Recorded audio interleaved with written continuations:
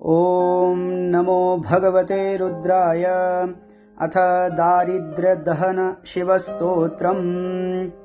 विश्वेश्वराय नरकार्णवतारणाय कर्णामृताय शशिशेखर धारणाय कर्पूरकान्तिधवलाय जटाधराय दारिद्र्यदुःखदहनाय नमः शिवाय। गौरीप्रियाय रजनीशकलाधराय कालान्तकाय भुजगाधिप कङ्कणाय गङ्गाधराय गजराजविमर्दनाय दारिद्र्यदुःखदहनाय नमः शिवाय। भक्तिप्रियाय भवरोगभयापहाय उग्राय दुर्गभवसागरतारणाय ज्योतिर्मयाय गुणनामसुनृत्यकाय दारिद्र्यदुःखदहनाय नमः शिवाय।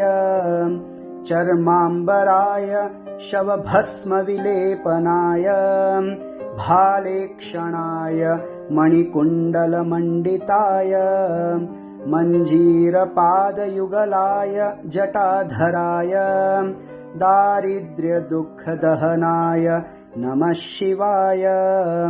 पञ्चाननाय फणिराजविभूषणाय हेमांशुकाय भुवनत्रयमण्डिताय आनन्दभूमिवरदाय तमोमयाय दारिद्र्यदुःखदहनाय नमः शिवाय।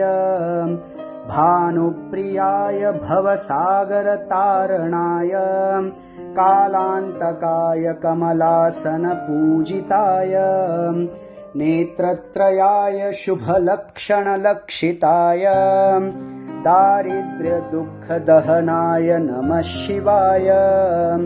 रामप्रियाय रघुनाथवरप्रदाय नागप्रियाय नरकार्णवतारणाय पुण्येषु पुण्यभरिताय सुरार्चिताय दारिद्र्यदुःखदहनाय नमः शिवाय।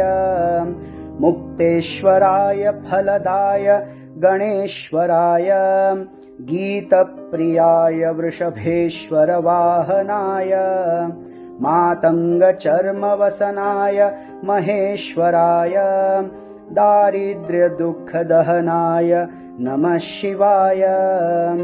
वसिष्ठेन कृतं स्तोत्रं सर्वरोगनिवारणं सर्वसम्पत्करं शीघ्रं पुत्रपौत्रादिवर्धनं त्रिसन्ध्यं य पठेन्नित्यं स हि स्वर्गमवाप्नुयात् इति श्री महर्षि वसिष्ठ विरचितं दारिद्र्यदहन शिवस्तोत्रं सम्पूर्णम्।